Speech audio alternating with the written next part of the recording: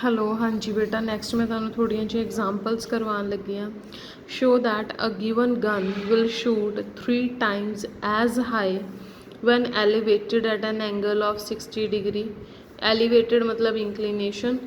as when fired at angle of 30 degree मतलब एक gun नूं अगर 60 डिग्री एंगल ते शूट किया जाता है तो वो 3 गुना ज़्यादा उपर नूं मतलब उनका जिहड़ा निशाना 3 गुना उपर ज़्यादा लगता है हाइट होंदी मतलब 3 गुना हो जाती है अगर उन्होंने एज कंपेयर टू अगर उन्होंने 30 डिग्री ते फायर्ड किया जाता है बट वो कहते डिस्टेंस सेम रहूगा गन का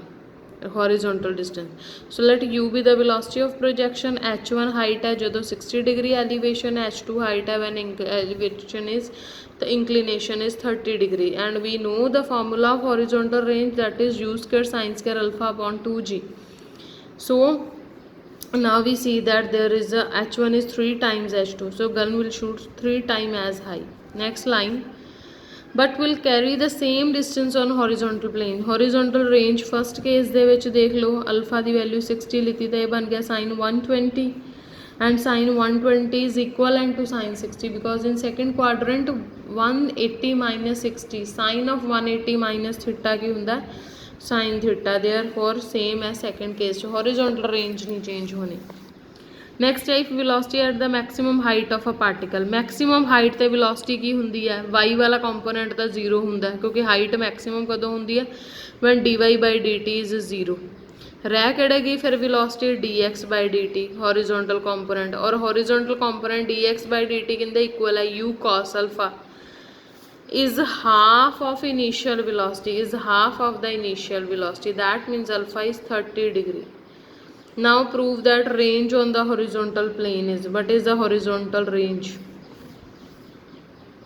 next है if maximum horizontal range of projectile is r show that the greatest height attained by the projectile is 1 by 4r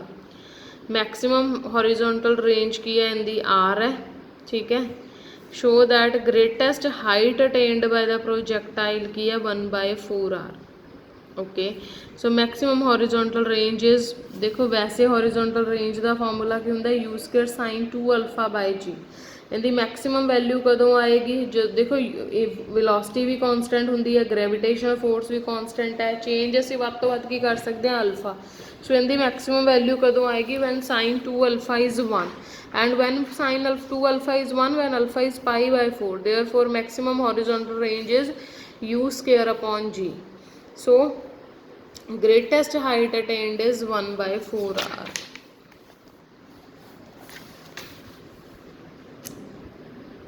next if r is the horizontal range of a projectile and h is the maximum height for a given angle of projection show that maximum horizontal range with the same velocity of projection is this जो तुहानूं कहा गया वो तुसी find out कर लो r is the horizontal range और जरूरी नहीं आर का यही फॉर्मूला अल्टीमेटली उन्होंने लिखण का मकसद यही सी R is equal to u square sine 2 alpha upon ji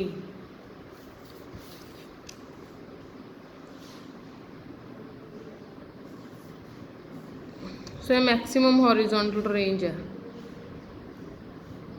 next है cricket ball is thrown with a velocity of 28 metre ये तुसी खुद फाइंड आउट कर लेना ठीक है मैं थोड़ा जिहा नैक्सट करवा रही हाँ हाँ पहला आप 9th एग्जाम्पल देखते हैं example number 9 if the greatest height of a projectile above a horizontal plane through the point of projection is a greatest height is a and theta is the angle of projection मतलब alpha की जगह theta दिता हूँ find the time between the instants at which the height of projectile is this हाँ एक चीज़ हमेशा याद रखनी है जो भी कभी प्रोजेक्टाइल वाला कर्व लीनियर पोर्शन ये वैसे गलत बनया जो भी कभी तुहानूं कर्व लीनियर मोशन की गल की जाती है कर्व लीनियर मोशन जोड़ा वो हमेशा आ पैराबोला टाइप का होंगे डाउनवर्ड पैराबोला तो एक चीज़ हमेशा याद रखनी है इत्थे कोई भी चीज़ की जी हाइट है ना एक चीज़ 2 बार सेम हाइट पर आऊगी एक बार जो नीचे तो उपर नूं जाती भी है एक बार जो उपर तो नीचे नूं आती भी देखो आ सेम है डिस्टेंस इसे तरह अगर कोई इत्थे जा रही है वो इत्थे भी जाएगी, देखो डिस्टेंस सेम। अगर पहला इत्थे सी बाद विच इत्थे आ रही है, अगेन देखो distance is 2 bar same position ते आऊगी कोई भी चीज़ जिहड़ी आ। अगर मैं उनके वाई कंपोनेंट की गल करा, हाइट की गल करा, हॉरिजोंटल नहीं मैं कह रही, मैं हाइट की गल कर रही हूँ कि कोई भी पार्टिकल की हाइट 2 बार होएगी। ठीक है, सो ये वो चीज़ है कि किसी भी इंस्टेंट ते 2 बार ही होएगी। So maximum height attend formula लिख लिया, यू स्केयर की वैल्यू लिख ली in terms of this. Height of projectile तुहानू पता है y is equal to u sine alpha t minus half g t square, therefore t square च equation आ गई। ताई इत्थे टी दियां 2 वैल्यूज़ आ रही हैं, टाइम 2 बार आएगा। हाँ इत्थे हुण देखो पॉइंट सेम हो सकता है बट पॉइंट ते पहुँचण दा टाइम इत्थे वो पहले सेकेंड च ही पहुँच जूगा, इत्थे पहुँचण दे लई उहनूं फिर भी 5-6 सैकेंड्स या कुछ भी टाइम जरूर लगेगा। सो वो चीज़ है। Let T1 T2 be the roots of this equation, then तुहानू पता है sum of roots product of roots होंदे तो तुसी आ फॉर्मूला ट्रिक्स जिहा यूज़ करके T1 माइनस T2 निकाल सकते हो। That means time required is this. पहले तक पहुँचने लिए कितना टाइम लग्या T1, इत्थे तक पहुँचने लिए टाइम कितना लग्या T2। हाइट सेम सी तो दोनों च किन्ने टाइम का गैप पिया, that is T1। T2 minus T1 लिख लो, मॉड तो असीं लै ही लैंदे चाहे T1 माइनस T2 लिख लो। ठीक है, एक लास्ट एग्जाम्पल सी, a shell explodes on contact with the ground and its fragments are observed to fly in all directions। मतलब जिमें कोई बॉम्ब सिटदा किसी जगह ते तो जदों भी वो बॉम्ब ग्राउंड दे टच दे विच आंदा वै तो फट जांदा है, और जदों फटदा तो उहदे जिहड़े फ्रैगमेंट्स जिवें पीसिस कह लो आर ऑब्जर्व तो हवा च उड्डन लग जाते हैं ना। कोई भी चीज़ ते अगर कोई बॉम्ब गिरदा या जमीन ते ही अगर बॉम्ब गिरे तो एकदम धमाका हुंदा, और जिहड़े उहदे फ्रैगमेंट्स हुंदे आ बॉम्ब दे, जिवें तुसीं दिवाली ते भी पटाके चलाते हो तो जदों पटाका पूरी तरह चल जाता उस तो बाद उहदे जिहड़े पीसिस जे हुंदे आ हवा दे विच हो जाते हैं।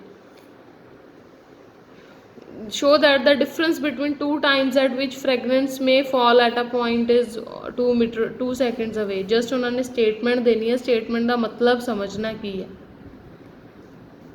Initial velocity, angle of inclination, horizontal range दी है, आ उनकी एक्सप्लेनेशन वो देती।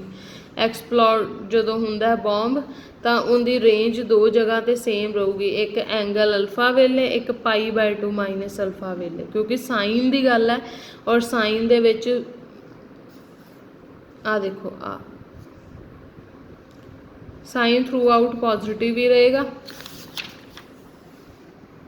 सो उस तो बाद उन्हें इनकी वैल्यू निकाली। इत्थे तक तुसी जिन्नियां भी तुहाडे कोल एक्सरसाइज है सम हो सकते हैं कर